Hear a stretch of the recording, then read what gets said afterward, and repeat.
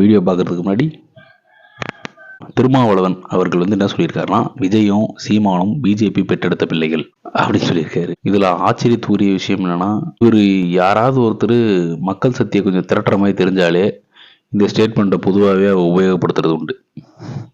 அதுல முக்கியமா கமலஹாசன் அவர்கள் அரசியல் கட்சி ஆரம்பிச்சதுக்கு அப்புறமா பிஜேபியோட பி டீம் தான் கமலஹாசன்.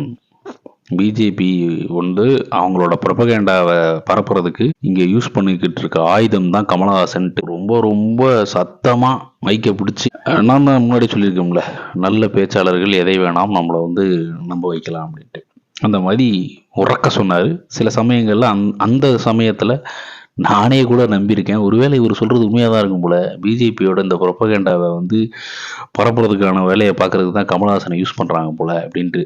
ஏன்னா அந்த லெவலுக்கு ஸ்ட்ராங்கா சொன்னாங்க. கடைசியில பார்த்தா இவங்க பேக் சீட்ல இப்போ உட்காந்துருக்காப்புல ஆளு. கேட்கலாதே எங்கடா ஆளை காணும் பிஜேபி பிடிபின்னு தேடினா உங்களோட பேக் சீட்ல இருக்காப்புல. அப்போ எனக்கு என்ன புரியலன்னா, உங்களுக்கு ஆகாத வந்தாங்களே நீங்க என்ன பிஜேபி வச்சு பிராண்ட் பண்றீங்க, ஏன் எனக்கு புரியலையே.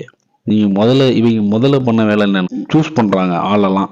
ஓகே, இவனை பார்த்தா கொஞ்சம் நமக்கு ஆபத்தா தெரியறான், டக்குன்னு பிஜேபியோட கோத்து விட்டு இவனை ஒரு வேலையை பார்த்துரும்.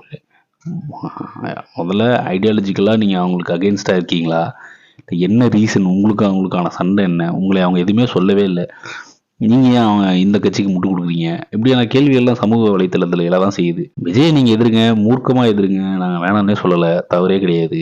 அரசியல்னு ஆகி போச்சுன்னா என்ன, சட்டக்கிளியே தான் போகுது. சட்டக்கிளி இதோட நிறைய ஞாபகம் வந்து அதனால சிரிச்சேன். மேபி உங்களுக்கு ஞாபகம் வரலாம். அதெல்லாம் ஓகே.